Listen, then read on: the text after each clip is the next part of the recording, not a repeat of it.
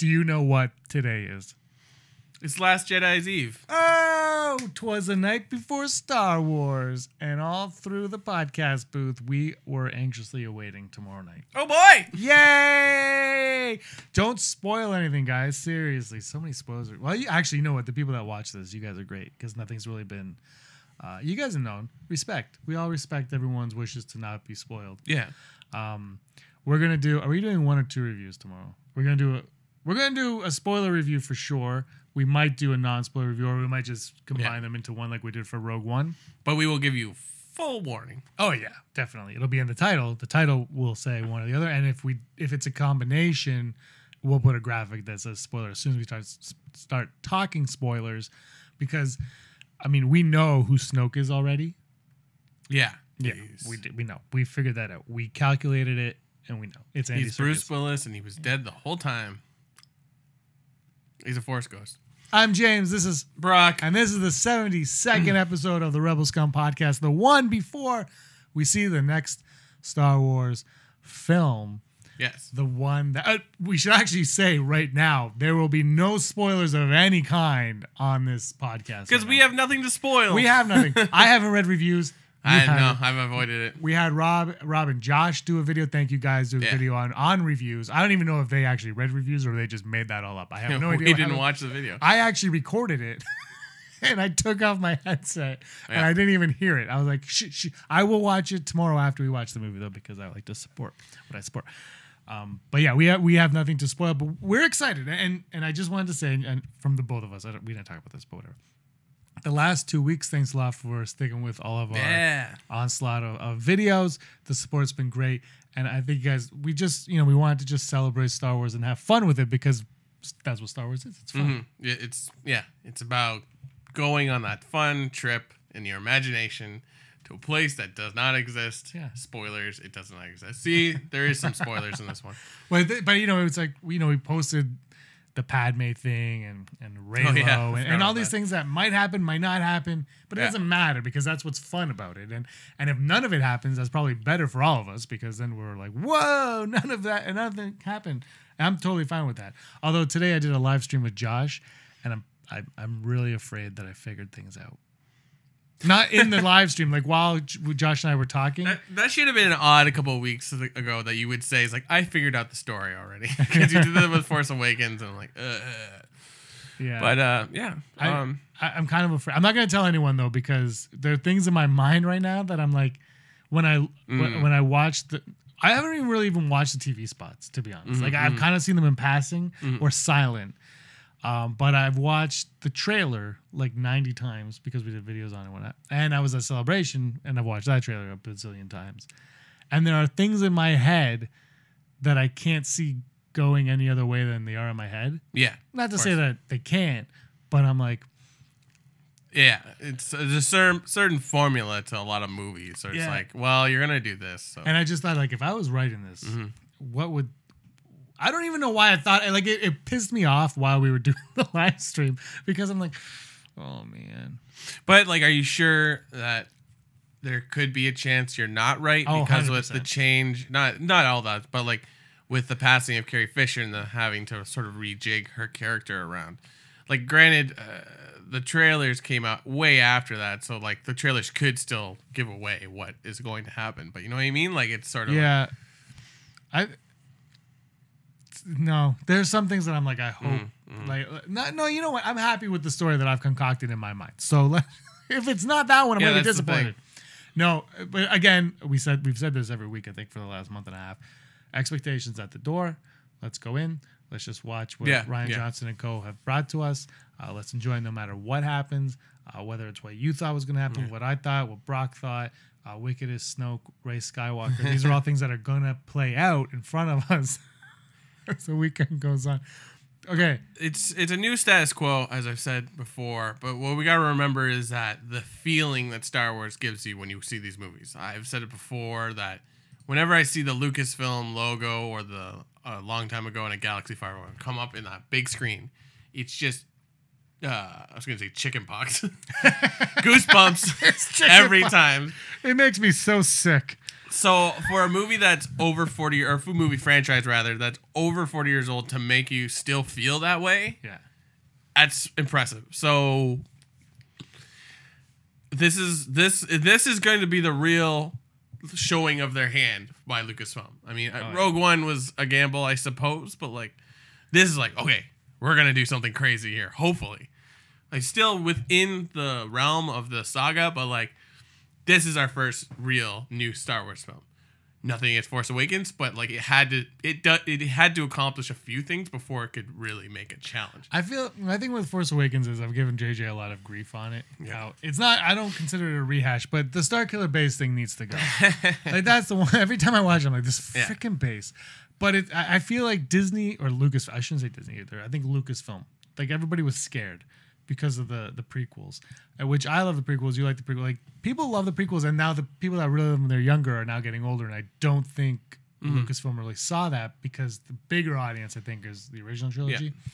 And so I think they were a little hesitant to go back to Star Wars in the CG heavy universe that could easily be obtained nowadays. Way easier than it was in 1999 when they did Phantom Menace, or 98 or 90 whatever, 2000. Yeah. But anyway. So I think they were like, look, we want to go back. We want practicals. And then what I think ultimately happened was they were like, we want it to be this, and this. And then J.J. Abrams and Kasdan came in. And they're like, well, we really just should make it what people know. And I think it was a combination of everybody worrying about stuff. But let's get into The Force Awakens a little bit. When you first watched it, like you said, it was goosebumps. It was, Aaron looked at me a couple times. I was smiling through the entire movie. We weren't even sitting beside each other. But I remember, like, at the very end, you're like... Yeah. And everyone's like, Brock. Yeah. Like, no one could make a decision if they liked it until I was like... I remember... I will say, I really enjoyed the movie. It was the Rey mind trick took me out the very first time. Okay. And when we were you weren't in the same car as me. I was with Aaron and my sister. I don't know if anybody else was in the car. But we were in the car on the way home, and we were talking about it, and I go, that part, I'm like, why is she so, how does she even know it's a thing? It was my issue with it. Yeah. Right away, I was like, but how she doesn't know it's a thing. I mean, and we can argue there's the lore, and there's this, and she was mind wiped. Yeah, and because the mind wipe, I think like the next day, people are like, she's mind wiped. That's how it was. And now that's all kind of forgotten. Yeah. But that was my first thing. But my ultimate reaction was just the beginning, the score, the crawl. Mm-hmm. It was Star Wars was back. Yeah. And my reaction was I called my dad and told him I loved him. Yeah, actually, I remember you telling me that. But like, yeah, I mean, you can say whatever you want about Force Awakens, but it kind of puts us back in the action. You're like, where's Han? Where's Luke? Where's Leia? Where's the Millennium Falcon? Like, that's one of the best parts of the movie. Like, yeah, it's just like, it's like what garbage you'll have to do, and then it's the Falcon just sitting. I could argue that's one of the Falcon has the R2 prequel entrance. Like that is the best introduction for any of the old cast. R2D2. Yeah, like that. Like, that Falcon moment is so everything, and then the music, the music that you're familiar with comes up, and you're just like, it's Star Wars. Now it is Star Wars. It captures why Star Wars is so lovable, because the story is great where you follow this character, but then you're like, oh, what is, like, you're thrown in a story where like, oh, why is the Millennium Falcon there? Why isn't Han with it? Where's Chewbacca? Like, or like, what's the New Hope? It's like, why is like, what did Han do? Why is Greedo after him? Who is Jabba the Hutt? You want to know more, and obviously some movies you get, but like a lot of those little things, and that's the beauty of it. Like, it's this tapestry that you're like, you see a little bit of it. You're like, you see this much, and you're like, what happens if I expand it? And then expand the universe. No, but I'm gonna say it's gonna be 9 out of 10 for sure tomorrow. Like it's an event at the very least. I think we're going to the fan fest, whatever. And a lot of you guys have come into the year going as well, so it's gonna be exciting. So like it's gonna be cool. We're gonna go like early. We're gonna see this movie at like 6, but we're gonna be there early to like just chill. Hopefully people are like dressed up or something. Like it'll be fun little activity before. Like that's cool. Like it's you know, since like the 90s we haven't had event films really. No. And now because there's so many blockbusters every week. Yeah. Like Marvel, even the Marvel films are like, well, it's every week they're like, Marvel picked like everything.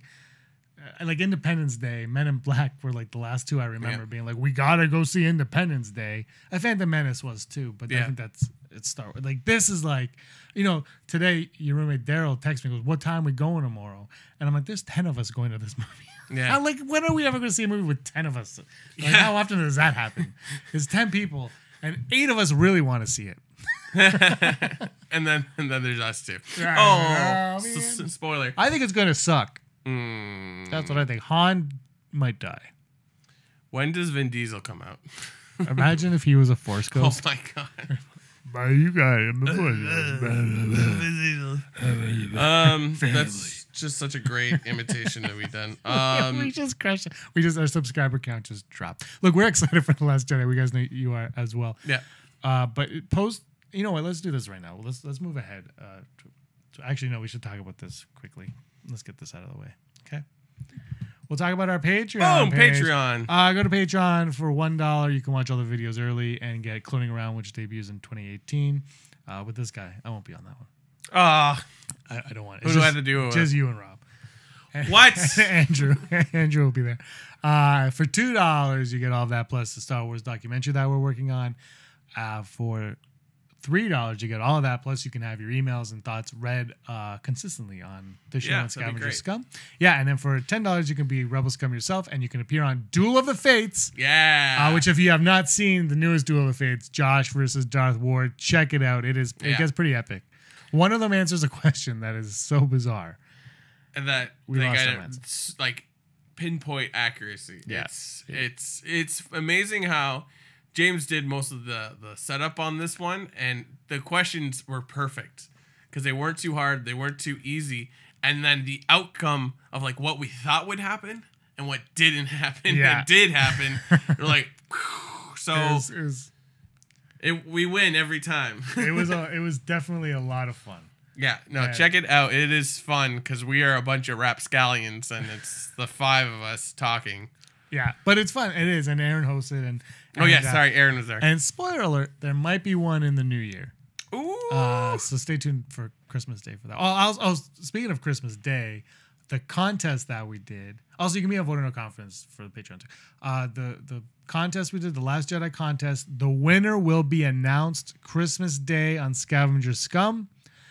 We will then repeat it on episode 74, as we said, but it will be announced on Scavenger Scum on Christmas Day. So cancel your Christmas plans. Stop everything. Stop it. And watch that video. I hope you only celebrate Hanukkah because it'll be long over by the time we get to that. But but there'll be something else in that Scavenger Scum as well. That's going to be a lot of fun. Okay, now let's go. Check us out, patreon.com, Rebel Scum Podcast. Thank you to everyone. Thank you everyone that has subscribed on Patreon. That actually means a lot. Every day we see something, it's like, this is really cool. So it means a lot, and thank you very much. And we'll do our best to make the show quality is going up, and less Andrew. Or more Andrew. What do you guys want? I know what you want. I'm just joking. Less Andrew. Now let's talk about expectations. We just kind of did, but I want you guys in the comments below your expectations for this film. Are they too high, too low? What is the one thing you want to see? What is the one thing you don't want to see? If you know anything for a fact, do not post it, please. Come on. If you know at least wait a week. If you know that Wicket is for sure in this movie, don't put it on the bottom. Just be like, I really hope to see Ignite the Green. #Ignite the Green. I really hope to see Raylo. Like things like that. Keep it simple and keep it like things like that. Like I hope that Snoke is Gallius Rax. I hope that Snoke is Wicket. Like things, like that. What do you hope to see? And Brock, for you, what do you not want to see in this, aside from Rey Skywalker? Because we all know, first of all, that's happening, and secondly, you don't want what I don't want to see? Like, is there anything that you're like, I really hope they don't go in this direction? It's hard to say. I don't think so. Besides, like, as long as the storyline, like, Rey Skywalker or Rey Solo, fine. But make it, like, understandable why it is this way. I don't want to see, I don't know. I don't want to see any trade embargoes or whatever like that from Phantom Menace. So I kind of like that. January 1st is our ranking Star Wars, and spoiler alert, my Phantom Menace is very, very high up on my list. I don't think it's gonna ruin it. You know what it is? Like, there's just, you can show me anything.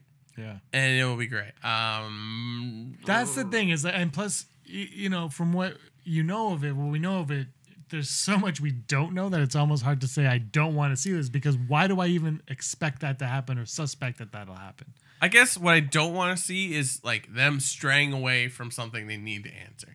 Like, there's some things I think we won't find out, but like I would kind of hope that we find out why Luke is on Octo. Mm-hmm. I mean, we can formulate a guess, but like, why is he there? Why did he do this? Like, just tell me why you are where you are. You don't have to tell me everything, right? Because I feel like episode 9, there should be like a big, huge thing. It's like, this is all my fault. Like something like that. Or maybe an ending, like, but like, it's sort of like, here's your lightsaber. Where have you been all these days? It's like, well, sit back and let me tell you a tale. And then Sebastian Stan comes out. Oh. Oh, that would be amazing if there was like a young Luke flashback. But yeah, like, I don't want, and also like, I don't want them to sort of stray away from like, okay, Han died and there's no like mention of it. I'm pretty sure we're going to get a funeral of sorts. Right. Okay. I like, guys, that's not a spoiler because I don't know. I just think we will.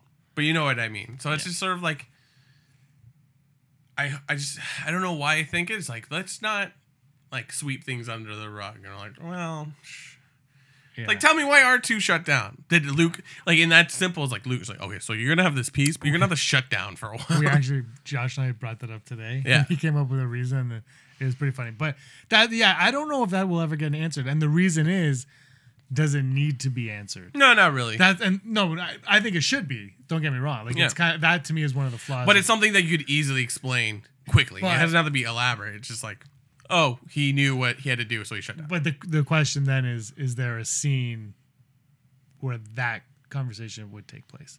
You know, like, because I don't think Rey would care. You know what I mean?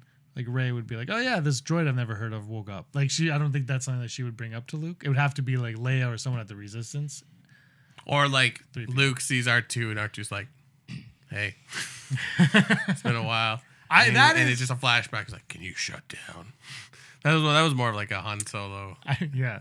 For me, I'm like, I really want to see, I want Phasma to be my favorite stormtrooper. I want Phasma to be my Darth Maul. Yeah, I love Darth Maul, and you can argue Darth Maul does nothing, but he has a really sick lightsaber fight. Yeah. I mean, he comes in Clone Wars and Rebels, but forget all that. He's in the Phantom Menace, and that's it for the films.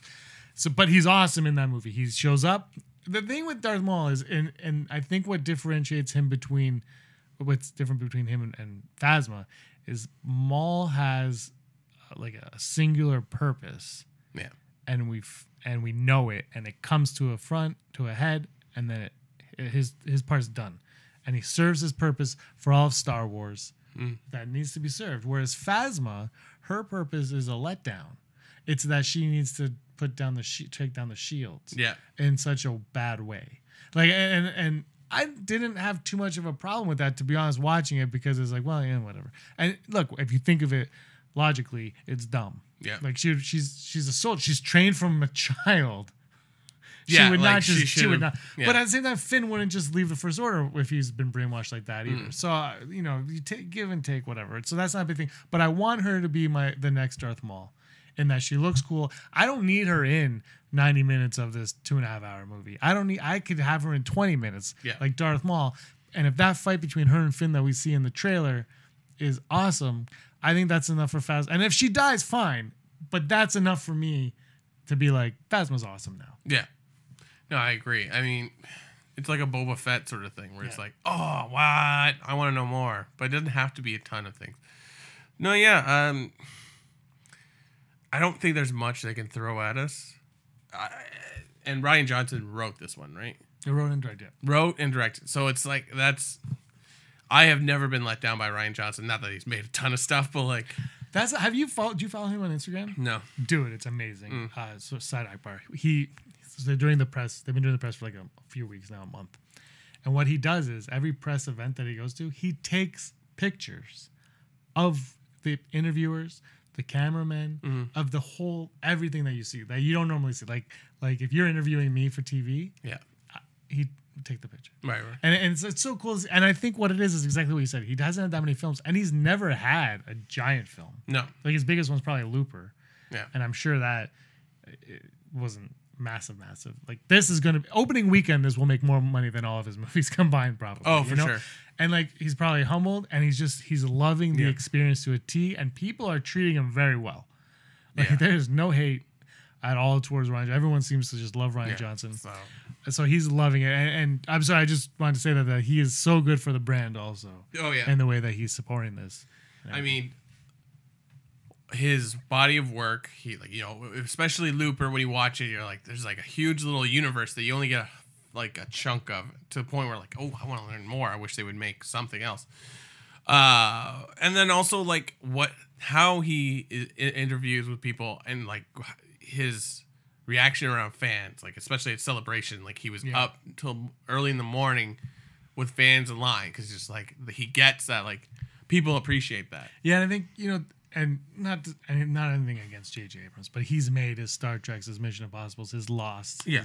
He's been around forever. And Rian Johnson, so he's seen maybe nothing quite like that, J.J. Abrams. And J.J. Abrams was very excited at Star Wars Celebration in 2015. Of course. But Rian Johnson, though, this is a whole new world for him. And I think he's just like, it's contagious to him in a lot of ways. Yeah, for sure. So...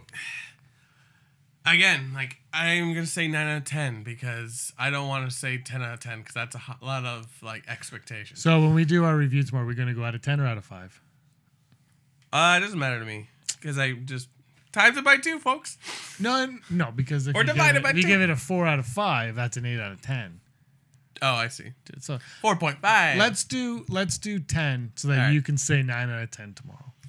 9 out of 10. I would love it if we do 2 reviews, and one review you're like, non-spoiler, this is an 8 out of 10, but my spoiler review, it's a 10 out of 10. All right, let's move on to some real spoilers. Boba Fett is actually happening. This film is happening. That's crazy. What's it about? Like, the title is Boba Fett, or is it still... I don't know isn't if it it's like been... Tin Can or something like that? Yeah, it's Tin Cup with Kevin Costner. Yeah, I think it's Tin Can.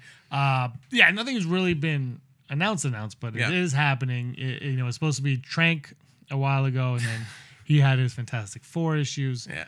And here we are. Cool. I would prefer that it's not your typical sort of movie, like where it's just like Boba Fett is your jump off point to some cool like underworld or bounty hunter, or just some new side of the galaxy we've never seen. I don't know what else to say about it. I will go see it, but that's obvious. That's redundant. I don't need to say that. I feel like this, much like I think Han Solo is going to be a great film. Yeah. It's not going to be, I don't think it's going to be deep, but I think it's going to be a lot of fun. And I think this Boba Fett film could follow in those footsteps, and it could be equally as fun. Right. I think you can have a lot of fun with Boba Fett, and the thing, it's safe though. Like it's not going to impact anything around it. No. Right? But we're talking about Star Wars. Does it have to? It's Star Wars. Yeah. Like this isn't, Schindler's List. It's Star Wars. Yeah. And who cares? You watch it for escapism. Exactly. You watch it to go in there, and in 2 hours, you're out. Yeah. And that's it. Also, Obi-Wan Kenobi starts shooting in 2019. Oh, wow. There's apparently Ewan McGregor has not been cast officially as Obi-Wan Kenobi yet, which is, I don't know what's going on. Yeah, that would make no sense to me, because it's just like, you have him, just put him in. If they cast somebody else as Obi-Wan Kenobi, unless it's like young Obi-Wan Kenobi. Okay. But Ewan McGregor played young Obi-Wan exactly, Kenobi. Yeah. So I don't know. I just cast him. I don't even want to talk to you anymore, Disney, until you do it. All right. Never tell me the podcast questions. Oh, hello. Okay, so I threw in a couple extra here that you don't really know, but what? What were the odds of that? First odd, the odds of the Han Solo release date moving from May / teaser trailer in front of Last Jedi tomorrow night. I'm gonna be optimistic, 0%, because there's been zero talk of it. So, but Yep, I'm with you on that one. Like, it's been through its things. I think people are like staying focused. So no, I think more just because December's such a Monday, yeah, I guess, but whatever. And the trailer in front of Last Jedi. What? I slid that in half and I said, would there be a Han Solo trailer? Oh my gosh! Here's the thing. I think it's kind of weird, but at the same time, you have Star Wars fans watching a Star Wars movie. Yeah. Promoting the next Star Wars movie that comes out in 5 months that people are that the hardcore fans are skeptical on. And yeah. I don't know what the general audience is thinking, but I know. God, that'd be amazing. I'm going to go 0% from them going to December, and I'm going to go 71%. We're seeing the trailer tomorrow. We're probably not, but I'm going with it. You know what's funny is there's probably an article right now that says Han Solo trailer is attached to Last Jedi. But I don't know because I am off the internet. Yeah. Unless, some people I'm talking to. But most I'm off. Mostly I'm off. Yeah, no, you're staying away from the news, which is not that hard. I hate that the internet thinks they have rules on embargo. Why can't we just make it till Monday of next week? Because all the people that want to see Star Wars are going to see in the next 3 days. I was saying that to Josh and Dinners before we went on air today. I was like, he's like, well, they want people to go on like Sunday. I'm like, okay, I get, but then why not have the embargo lift on Friday? Like, and I know people are like, well, if the embargo lifts after the movie, because that means it's a bad movie. It's Star Wars. It's making. There's no rules. Why is there rules? Like, this is no different from any other movie. Typically, though, if the embargo lifts before the movie comes out, it's a bad movie. That's the way it works. But the thing is, it's going to make $200+ million dollars. Like they don't need to get butts in the seats. No, exactly. Like they need butts in the seats next weekend. Yeah. So tell people next weekend that it's really I work good. with someone that already has 3 sets of tickets to see this movie. Are we going again on next week? Yeah, probably. Oh, I hit transition. I don't know what I transitioned the same graphic. Yeah, and I think I'm going to go, I don't know if you want to come, but we're going to go 4DX. On Friday? I think so. What this Friday, next Friday. Oh, next Friday. Yeah. Oh, thank God. I can't go back to back. That's nuts. Are you nuts? Next odd. But yeah, I would really love to see because it comes out in 5 months. It's ridiculous. Like, start pumping it now, Yeah, I think that'd be amazing if Han Solo was a trip. Like, you immediately get people jazzed. You're like, oh! And think about it. They're not going to cut a bad trailer. No.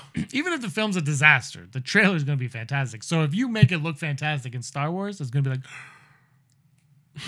Yeah. I mean, you already got my money, so whatever. The odds of Maz Kanata in Solo: A Star Wars Story. I'm going to go 40%. I want it to happen, but...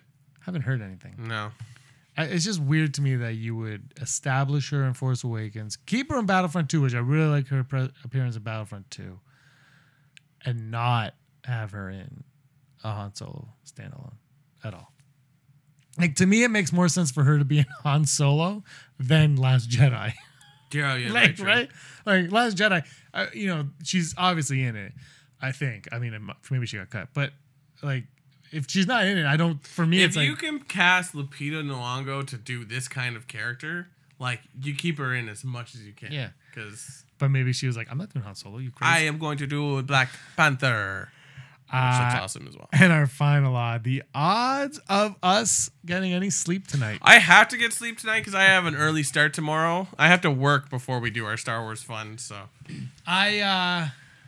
So 100%. Yeah, I'm sleeping 100% too. I sleep like a baby. We're adults, James. Yes, trust me. My wife tells me all the time. I am going to go home and play Battlefront Resurrection. I'm going to try to finish that damn campaign. By the way, if you're afraid of playing it because of spoilers, there's no real spoilers. I will say one thing. Spoilers is clarified, but there was nothing about it that made me go, "What? That's crazy." I mean, I haven't finished it yet. But they do go into the Stormtrooper, First Order Stormtrooper thing. This should have been the one that we got before The Force Awakens. Like, gosh darn it. I'm watching it. I mean, I'm playing it. And I'm like, well, this story is great if it was before The Force Awakens. Although I think right now, this is a little bit of a spoiler. It takes place during the course of The Force Awakens, this DLC. Cool. So I want to play it. Yeah, it's fun. I'll say that. And in Zelda news, I just finished the Divine Beast in Gerudo Desert, so I'm pretty psyched. Right. Holo News! Today's Holo News is my favorite Holo News I've ever seen. Okay, Holo News. Jar Jar Edition! Rian Johnson is completely open with putting Jar Jar in his new trilogy. And that's why he's the best. He stated in I think he's been asked a few times what he thinks about Jar Jar Binks, that he is very open to putting Jar Jar in one of his movies. He said, "I'm just starting to think about it and get into it, so who knows? I want to keep it just totally wide open in terms of possibilities. That's what's so exciting about it right now. Just the notion of one story, 3 movies, the sky's the limit." He said, "I would put Jar Jar... I would be down with bringing old Jar Jar back. We'll see." And then he laughs, of course. So, like, it doesn't mean anything, but he's very open to it. But don't expect any Old Republic stuff to happen. So, yeah. Oh, there's my voice. Great. My audio was off. This is a great podcast. But no, look, he's not putting Jar Jar in the new show. Oh, God, no. It'd be great, but... Gungan would be nice to see, but whatever. Yeah, so. Next story. Mm-hmm. Janina Gavankar was doing a Q&A and talked about Jar Jar Binks being a Sith Lord. She was doing a Q&A with GameSpot, I believe, because she is completely embracing her role in Battlefront 2, which is awesome. But she solicited the help of actor Ahmed Best, known for voicing and, I guess, portraying Jar Jar in the movie. He was Andy Serkis before Andy Serkis. Yeah, exactly. He didn't give her any answers if he is really a Sith Lord or not, but he did point to certain scenes that were cut from the movies. She also offered that a tiny hint that her droid from Battlefront, the ID-10, might be getting a name as part of the upcoming campaign expansion. So there might be a little bit more on that. So what else did she say? Oh, it does have a name. It does have a name? Spoiler, it's not that exciting. Because when she said the name, I'm like, I don't remember it being called that. But it has a name. But yeah, she there's not much on Jar Jar, but then she pointed out, like, yeah, let's make him a Sith Lord. And I love that. I love actors that are fans of Star Wars. Yeah. And apparently, in a poll recently, Jar Jar Binks is more popular than Kylo Ren and Mace Windu. Have you seen this poll? I have not seen this poll. It's kind of a lark. They're dubbing him the Darth Millennial, because again, pushing or is that Kylo Ren? Yeah, sorry. They're calling Kylo Ren the Darth Millennial. But apparently Jar Jar Binks has 5% more popularity than Kylo Ren. But if you look at it, they surveyed 2,200 people. which is like what they walk down the street. And I, like, where did they do this? I think it was like a Star Trek convention. Yeah. And because if you look, Finn is the most popular of the new characters. Yeah. And on top of BB-8. Yeah. Like, look, I love Jar Jar. I'm fine that he's over there. Yeah. Palpatine's really low on that list as well. I can't remember who's last. I can't remember, but it's if you scroll down, you can see it. I see it here. Really, Leia got Leia 73. Luke got something. They have the 72 or whatever. The bottom of the story, they have the chart. Right there. Oh, at the very end. Okay, and the last person on here is Supreme Leader Snoke, which is understandable because we don't know anything about him. So why would you be excited about that? But it goes Leia. The top 5 are Leia, Luke, Skywalker, Chewbacca, Yoda, and R2-D2, with Han trailing in 6. And if we keep going, where is it? Jar Jar Binks is just above Mace Windu and Kylo Ren. That's impressive. I almost feel like the people they polled were like, these are the characters we know. The floppy ear thing. Yeah. Oh yeah, that weird reptilian rabbit. And was funny. In our final story, you asked it: is Jar Jar in The Last Jedi? And the answer is a resounding no. Oh, what? I read the wrong story. Though some fans were duped by a tweet from the Variety account announcing that Jar Jar would be returning to the galaxy in Episode 8, no one involved in the film has made a statement to that effect. No, Rian Johnson commented on that tweet. It was hilarious. Yeah, which is another reason why Rian Johnson is amazing. Did you read the tweet? No. He said, go on Twitter. This was 2 weeks ago. Yeah. And he said, well, I still have 2 weeks. That's awesome. But the fake tweet revealed it was fake by including a link that brought you to everybody's favorite punch in the face. Rick Astley's never going to give you up. It was like awesome. So you have been Rick rolled if you believe that Jar Jar is in the next Last Jedi. The next Last Jedi. And yeah.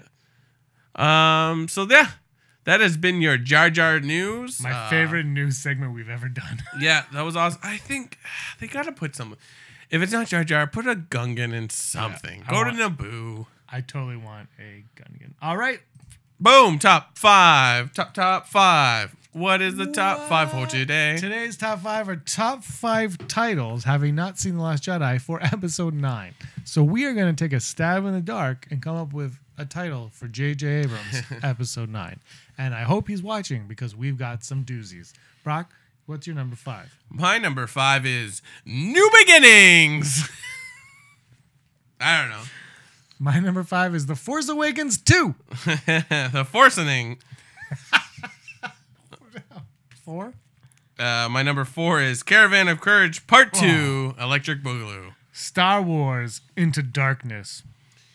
My number 3 is Snoke's Last Stand. Oh, I like that. Yeah. My number 3 is The Next Jedi. Yeah, why not? Yeah. My number 2, Guardians of the Wills. My number 2 is Balance of the Force. Ooh, that's actually... I don't know. I'm getting real. That would be like George Lucas doing it, I think. Yeah, yeah.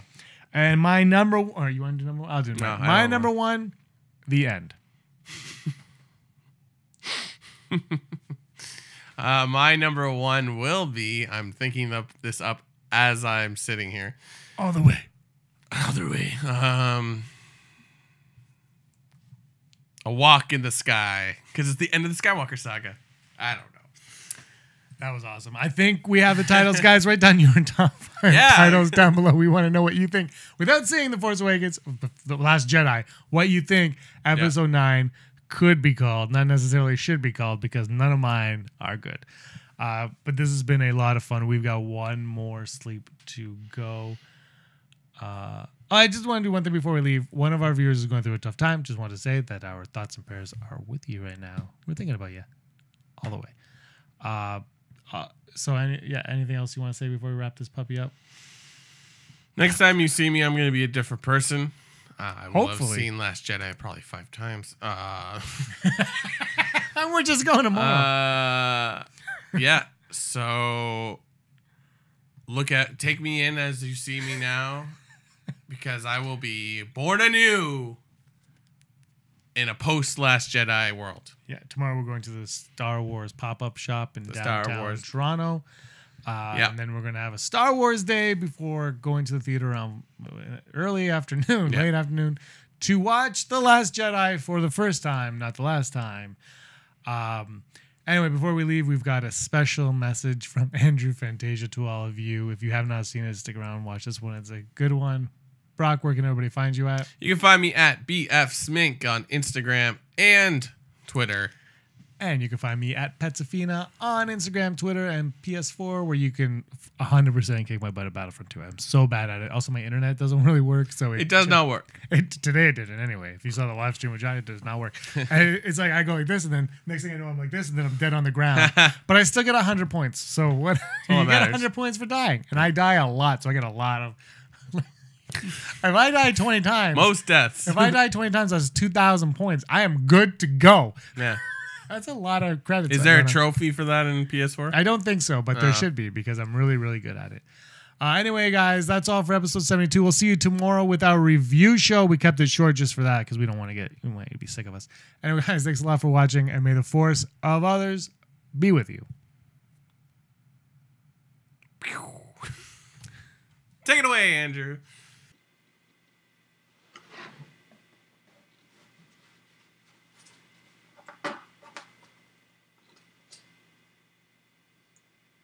"'Twas the night before Star Wars, and all through Naboo, not a creature was stirring, save a Gungan or two. Lightsabers were hung in Mars's castle with care, in the hopes that a young Jedi soon would be there. The Jedi had vanished to a place called H2. No one in the galaxy knew quite what to do. Rey in her robes and Finn in Poe's jacket had just fought stormtroopers and caused quite the racket.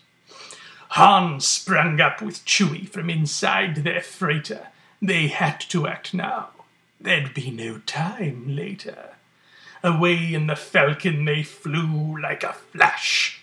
This new saga features no characters named Dash.